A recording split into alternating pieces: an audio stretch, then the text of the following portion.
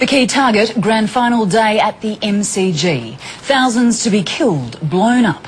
And now we find out that the homegrown terrorist who plotted it all was on welfare payments for 19 years. He never worked a day and has cost us millions. Claire Brady looks at the Jihad-Zelle that was funded by you and me.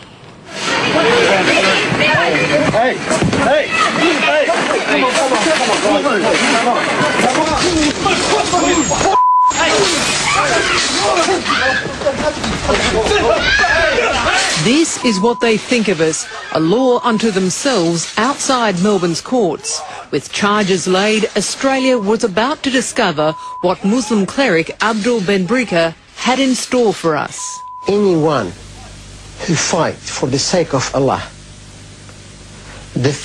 when he dies, the first drop of blood that comes from him out, all his sin will be forgiven. Ben Brika and 6 of his followers had planned deadly blasts and bloodshed. Found guilty of plotting to wage a violent jihad on Australian soil. There are 2 laws. There is an Australian law, there is an Islamic law. And if that wasn't bad enough, it's now been revealed that you were paying for him to plot his vicious attacks, every day making his deadly plans with your taxpayer funds. He hadn't worked in 19 years. That's around 7,000 days.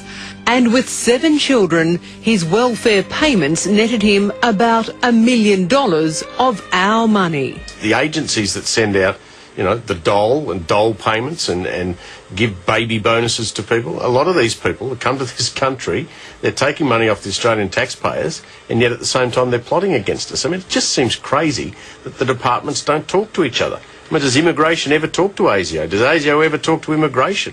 Is there not a list of these people and that overstay their visas? Radio broadcaster Steve Price let fly. I think the Australian government needs to get more serious about terrorism. They end up living off the Australian taxpayers, because that's what a lot of these people do. Not only were we paying him and his family, but he shouldn't have been on our shores. Ben Brika was an illegal immigrant ordered out of Australia 3 times, in 1990, 94 and 95. He was told to get out, go home to Algeria.